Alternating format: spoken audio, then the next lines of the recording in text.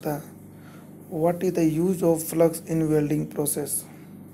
पहला है remove oxide of metal formed at A high temperature, permit perfection cohesion of metal, both the above और none of the above.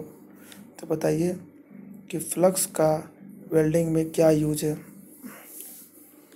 जैसा कि हम अपना प्रीवियस लेक्चर में आपको हम बताए थे कि फ्लक्स का मेनली यूज होता है एटमॉस्फेरिक कंटामिनेशन से बचाने के लिए। दूसरा, वर्क पीस पे ऑक्सीडेशन नहीं होना चाहिए। तीसरा, कोहेजन्स ऑफ मेटल, ये सब आपको बताए थे। कोहेजन्स ऑफ मेटल का मतलब क्या है? कोहेजन्स ऑफ मेटल का मतलब है कि मेटल में जो कोहेसिव फोर्स लगता है एक दूसरे को, मतलब एक दूसरे की तरफ खींचने का, ठीक है, उसे हम बोलते हैं कोहेसिवनेस ऑफ मेटल। ठीक है, तो इसका आंसर क्या हो जाएगा? इसका आंसर हो जाएगा बोथ द एबव। ठीक है, नंबर सी। दूसरा क्वेश्चन चलते हैं। For arc heating the electrodes are made of. जब हम लोग आर्क हीटिंग करते हैं तो इलेक्ट्रोड क्या चीज़ का बना होता है? पहला ऑप्शन है कॉपर। इसमें एक ही ऑप्शन दिख रहा है ऐसे। पहला ऑप्शन था कॉपर, दूसरा था एल्युमिनियम, तीसरा था स्टेनलेस स्टील, चौथा था ऑल ऑफ द एबव। जब हम आपको आर्क हीटिंग प्रोसेस बताए थे तो आपको याद होगा इलेक्ट्रोड्स किस चीज़ का बना होता था? कॉपर इलेक्ट्रोड का बना होता था। देखिए, ये क्वेश्चन आपको DMRC JEE में पूछा गया है। ठीक है, चलते हैं क्वेश्चन नंबर तीसरा में। तीसरा में क्या है? In a linear arc welding process the heat input per unit length is inversely proportion to. मतलब क्या बोल रहा है कि in linear arc welding process में जो heat input per unit length का मतलब क्या है? Q/L और H/L। ठीक है, क्या? Q/L। ठीक है, पर इन्वर्सली प्रोपोर्शन टू एक। तो किसका होता है? वेल्डिंग करेंट का होता है। ठीक है, याद रखिएगा, वेल्डिंग करेंट आंसर होगा। चौथा क्वेश्चन है in arc welding. Arc welding में जो arc is created between the electrode and work. हम जानते हैं आर्क वेल्डिंग में जो आर्क क्रिएट होता है किसी किसके बीच में होता है? इलेक्ट्रोड और वर्क पीस के बीच में होता है। ठीक है, तो बताइए flow of current, voltage, material characteristic और कॉन्टैक्ट रेजिस्टेंस। देखिए, ये क्वेश्चन बहुत सारे स्टूडेंट पूछ चुके हैं। बहुत सारे एग्जाम में अलग अलग बुक में अलग अलग आंसर लिखे होते हैं, लेकिन आपको आंसर रखना है डी, कॉन्टैक्ट रेजिस्टेंस। क्यों क्यों रखना है कॉन्टैक्ट रेजिस्टेंस? क्योंकि बताते हैं। जैसे मान लीजिए, आपको प्रोसेस याद रखिए, दो इलेक्ट्रोड, एक अपर एक ऊपर से एक नीचे से, बीच में दोनों वर्क पीस। तो आपको एक पता होगा कि रेजिस्टेंस कहाँ कहाँ एक्ट होता है। रेजिस्टेंस लगता है इलेक्ट्रोड और वर्क पीस के बीच में, वर्क पीस और वर्क पीस के बीच में, वर्क पीस और इलेक्ट्रोड के बीच में। तो आप समझ ही चुके होंगे कि आर्क और वर्क पीस के बीच में जो गैप होता है वो क्या होता है? वो रेजिस्टेंस जनरेट होता है। ठीक है, तो इसका आंसर क्या होगा? Contact resistance. अब चलते हैं, ये तो आपको याद करना होगा। In arc welding temperature generated is of order of. देखिए, आर्क वेल्डिंग का टेम्परेचर लगभग 5500 डिग्री सेल्सियस होता है, लेकिन सबका अलग अलग होता है। ठीक है, क्या होता है? सबका अलग अलग होता है।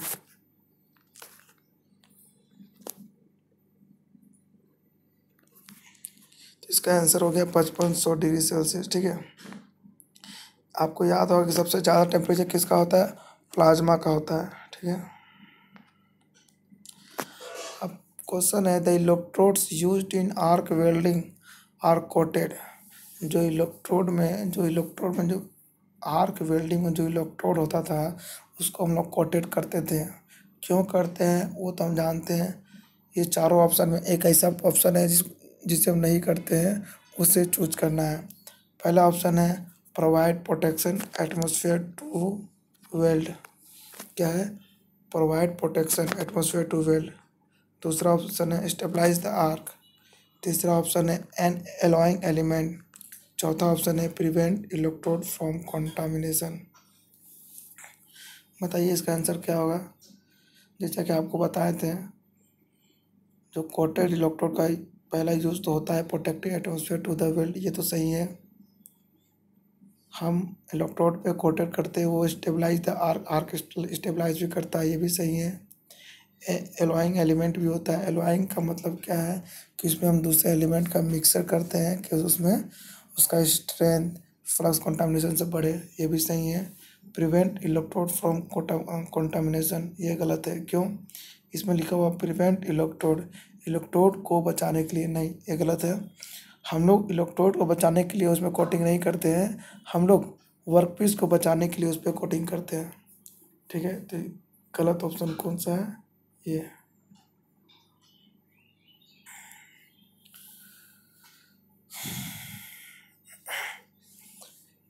मैच द फ्लाइंग में बात करते हैं। ये आप देखे होंगे cellulose coating, rutile coating, iron powder और बेसिक कोटिंग। ठीक है, alloying agent, absorb gases, forming slag और सील्डिंग गैसेस। तो बताइए, जैसे ये क्वेश्चन हम आपको करवाए होंगे, ये बहुत शानदार क्वेश्चन है।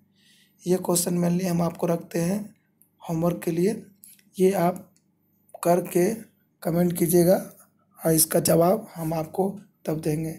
ये सारा प्रोसेस हम आपको लिखवाए हैं कि सेलुलोज कोटिंग क्या होता है, रूटाइल कोटिंग क्या होता है। ठीक है, एक बार नोट्स देखिएगा और करके हमें बताइएगा। देखिए, ये DMRC JEE 2013 का आया हुआ क्वेश्चन है। SSC JEE 2008 में भी आया हुआ है, बहुत बार रिपीटेशन क्वेश्चन है। सो ये क्वेश्चन बहुत ज़्यादा इम्पोर्टेंट रखता है। ठीक है, पहला क्वेश्चन पूछा जाता है कि flux are used in welding in order to protect the molten metal and the surface to be joint from. क्या बोलता है कि जो फ्लक्स यूज करते हैं वेल्डिंग में प्रोटेक्ट द मोल्टन मेटल, ठीक है, सतहों में इनमें से किसी सुरक्षित रखने के लिए वेल्डिंग में फ्लक्स का प्रयोग किया जाता है। तो आपको तो पता ही होगा, इसका आंसर होता है ऑक्सीडेशन, ऑक्सीडेशन से बचाने के लिए। ठीक है, नाउ अगला क्वेश्चन है the main criteria for selection of electrode diameter arc welding. Main criteria क्या है इलेक्ट्रोड का सिलेक्शन, तो इलेक्ट्रोड का जो डायमीटर का सिलेक्शन है, वो आप जानते हैं हमेशा वो थिकनेस ऑफ मटेरियल पर डिपेंड करता है। ठीक है, तो इसका आंसर क्या हो जाएगा, thickness of material.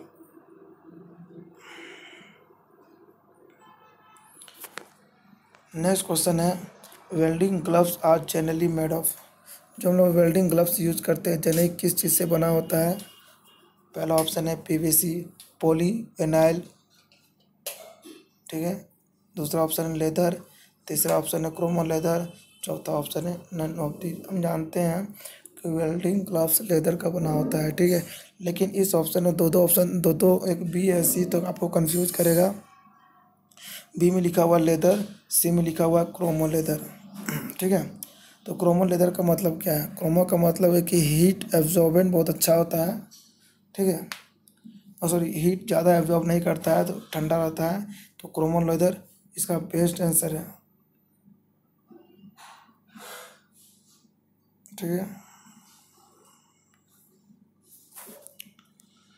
Next question है which of the following control the welding current.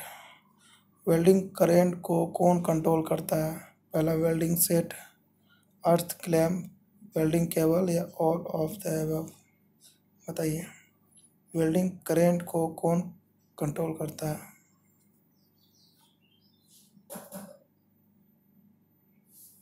ठीक है, तो इसका आंसर हो जाएगा welding set. Welding goes used for measuring. जो वेल्डिंग गोज होता है किस चीज़ को मेजर करने के लिए होता है। ये आपको पुराने समय आपको बताए थे कि जो हम लोग वेल्ड करते हैं, ठीक है, वेल्डिंग करते हैं, जो वेल्ड पूल बनता है उसका जो कॉन्वेक्सिटी और कॉन्केविटी होता है, उसे हम वेल्ड गोज से मेजर करते हैं। तो इसका आंसर हो जाएगा दोनों, both A and B, both A and B इसका आंसर हो जाएगा। नेक्स्ट क्वेश्चन है, two set of same material पर different thickness can be but welded by. एक समान पदार्थ लेकिन अलग अलग मोटाई की दो चादरों की बट वेल्ड किस प्रकार किया जा सकता है। देखिए तो तीन बार ये क्वेश्चन रिपीट है, तो ये क्वेश्चन ही बहुत अच्छा है। पहला ऑप्शन है एडजस्टमेंट ऑफ द करेंट, दूसरा है टाइम ड्यूरेशन ऑफ करेंट, तीसरा है प्रेशर अप्लाइड, चौथा है changing the size of one electrode. Simple है कि इसका आंसर हो जाएगा changing the size of one electrode. क्यों? जैसे मान लीजिए कि आप बट वेल्ड कर रहे हैं, आपके पास दो इलेक्ट्रोड है, ठीक है, और अलग अलग थिकनेस का वर्क पीस है। अगर अलग अलग थिकनेस का है तो अलग अलग डायमीटर का इलेक्ट्रोड यूज करते हैं।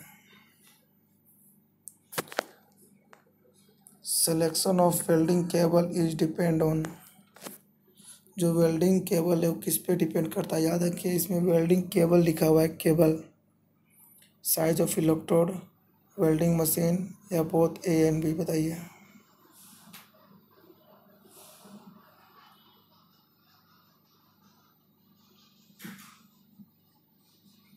इसका आंसर हो जाएगा बोथ ए एंड बी, ठीक है।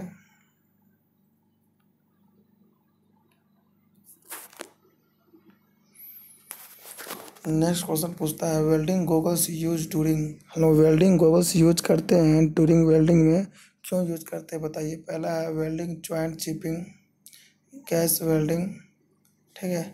तो जाहिर से बात है कि जब वेल्डिंग जॉइंट चिपिंग निकलता है उसमें यूज करते हैं, गैस वेल्डिंग में यूज करते हैं। इसका भी आंसर आपका बोथ ए एंड बी हो जाएगा, ठीक है, बोथ ए एंड बी हो जाएगा। इलेक्ट्रोड होल्डर यूज फॉर, जो इलेक्ट्रोड होल्डर होता है वो यूज फॉर किस लिए यूज करते हैं?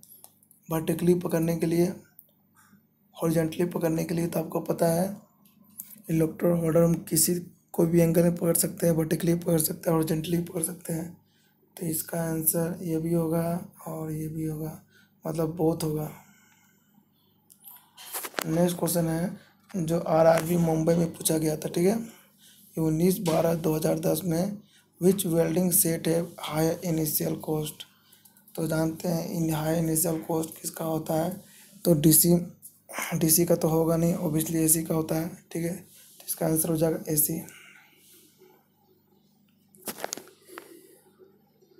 इन कोटेड इलेक्ट्रोड, कोई कोटेड इलेक्ट्रोड है इन आर्क वेल्डिंग में, ठीक है, बताइए। Both rod and coating melt simultaneously, coating melt first and then rod melts, which metal first depend on polarity used, road melt first and then coating melts। तो ये RRB Bhubaneswar JEE 19/12/2010 को पूछा गया है। तो बताइए जो हम इलेक्ट्रोड पर कोट करते हैं आर्क वेल्डिंग में, सबसे पहले कौन वेल्ड होता है? तो जब इलेक्ट्रोड कोटिंग के बारे में आपको हम बता रहे थे तो आपको याद होगा कि आपको बताए थे कि जो इलेक्ट्रोड पे हम कोटिंग करते हैं सबसे पहले उसका मेटल मेल्ट होता है, उसके बाद इलेक्ट्रोड, क्यों?